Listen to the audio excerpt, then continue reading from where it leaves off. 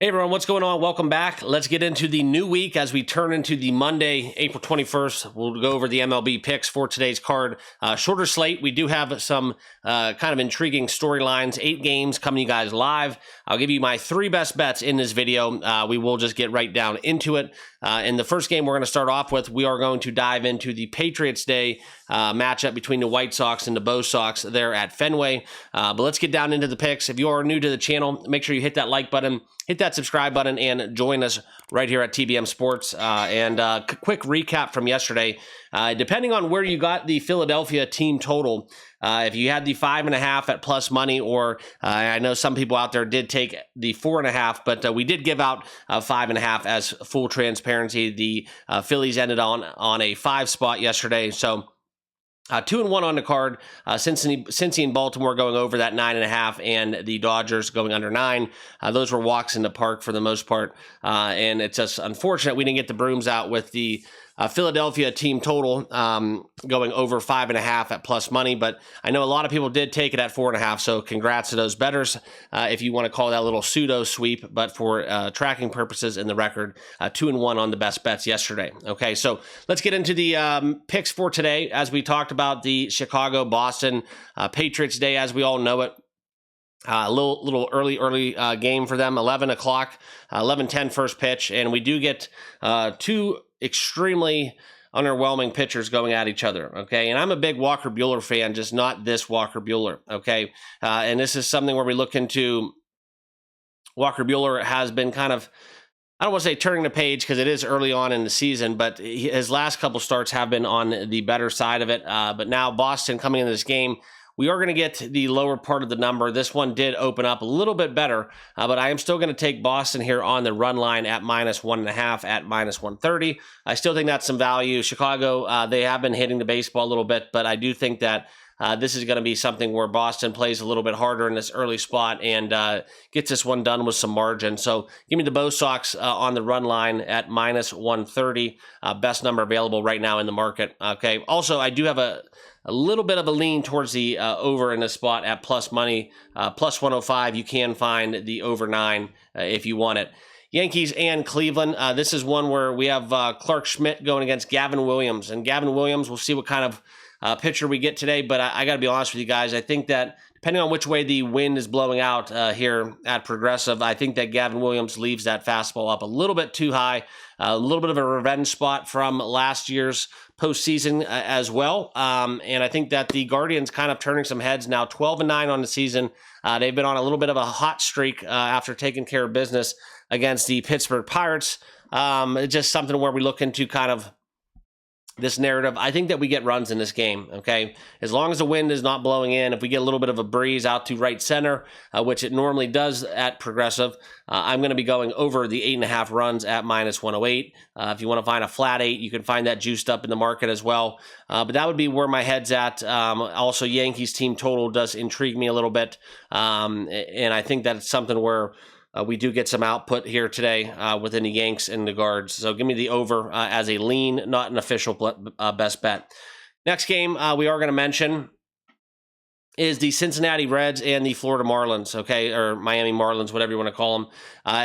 This is kind of where we look into this game as a follow-up of yesterday's explosion by the Reds. I think they had 25 hits and 24 runs. So the better in me wants to absolutely bang the under within the Reds team total, but not so fast. Mitch Meyer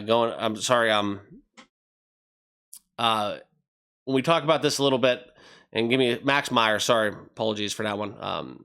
Max Meyer, when we talk about that young fresh arm going against Nick Lodolo, who isn't too shabby himself, 2.31 ERA, I do think this one sets up a little bit for a reversion game. Reds struggling to hit the baseball. I know they had 25 hits yesterday, but I could see this one directly falling off the map and going under team total, under as well. But I do like the Miami Marlins in terms of hitting the baseball. I think that that's going to be very sneaky here, as I could see this game going over as well. But like I said, the better in me wants to fade the Reds in this spot. a little bit of a hot cold kind of back and forth. And that's what would give me that way of looking at this game. Okay, so it's going to be fade the Reds or nothing, or maybe a full game over if you do think that it does continue.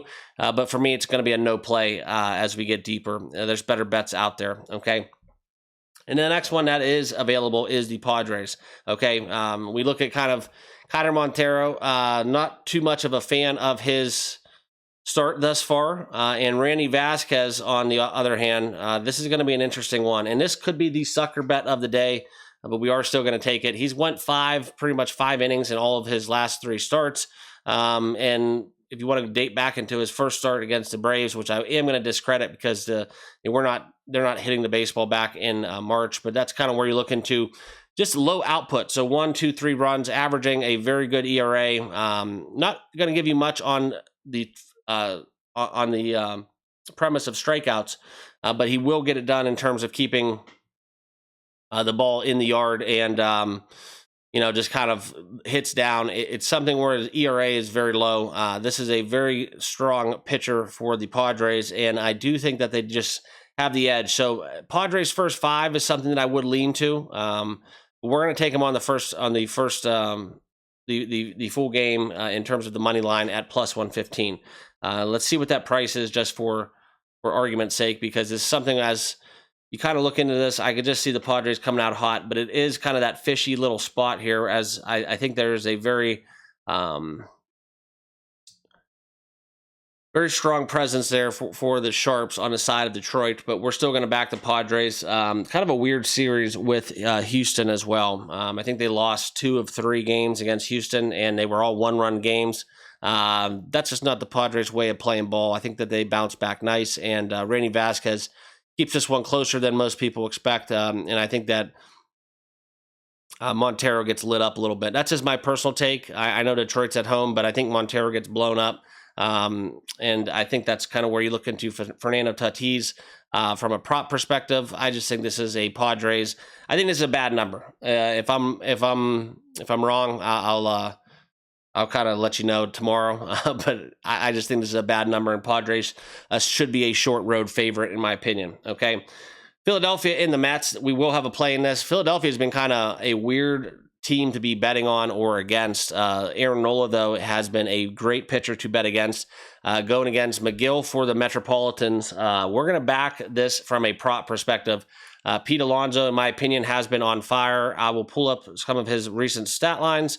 And going against Aaron Nola at home, I think this is a plus opportunity for hits, runs, RBIs. Look at kind of his last 6 of his last 10 games. I don't know if he fully got the memo here, but this is kind of where he's averaging about 3 hits, runs, and RBIs per game. And I think that going against Aaron Nola, this is something where it's almost like a must play for me. So I'm going to bang this one here. Pete Alonso, hits, runs, RBI in this spot against the Phillies. Also, I do lean full game going over personally. Mets team total going over potentially. I just think this is a Mets money line play. It's a bad number as well. Minus 118 is too short for the home favorite. Okay, next couple games, St. Louis and the Braves. No play for me. I can't handicap the Braves, really, especially with Schwellenbach going. Strider's back and now going against Eric Fedde for the Cardinals. This is Braves or nothing, but it's just kind of one of those teams that I want to get some more steam coming out of them before I start laying it with the Braves.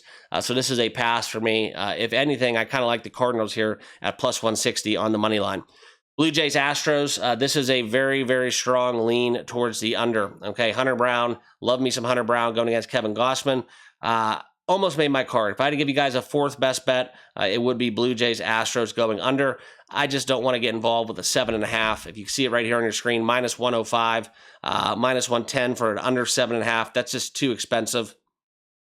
So for me, guys, it would need to be at 8.5 for me to bet this, but it's just something based on sheer value. Sure, it'll be a coin flip, but I do like this one quite a bit under Blue Jays Astros, as the Astros are at home in this game. Okay, last one on the card, Brewers and Giants. How about the Giants? Just kind of want to talk about them a little bit. Losing a stretch of games, okay, as of recent. and this is something where it's been kind of intriguing as the the Giants, and I should say the Angels more so than the Giants, have been kind of the story of all that. But for this is kind of a bounce back spot for me. The Brewers going against the San Francisco Giants, but the Brewers have been hitting the baseball quite well, and that's kind of where it leads me into how I would play this game. I think 8 is a perfect number to go over the total. So if you force me to bet Milwaukee San Fran, we would be taking the total over 8 at -110 out there at the San Francisco Bay. So that about wrap it up. Appreciate you guys. Quick rundown, a little 3-pack for you guys to start off the week. If you haven't done so already, hit that like button, hit that subscribe button, join us here on the channel. I'm going to go Pete Alonso over the hits, runs, RBIs at 1.5, -110. San Diego on the money line, +115. And we're going to take Boston on the run line, -130 on Patriots Day. Let's look to sign that check and cash some tickets early as we do get 11 o'clock first pitch on that. So apologies for getting this video out. A little bit with no time to spare, so you do have a couple hours before that first pitch over there at Fenway. All right, appreciate it. Thank you all for being part of the channel. We'll see you guys tomorrow. Good luck with your picks. Peace.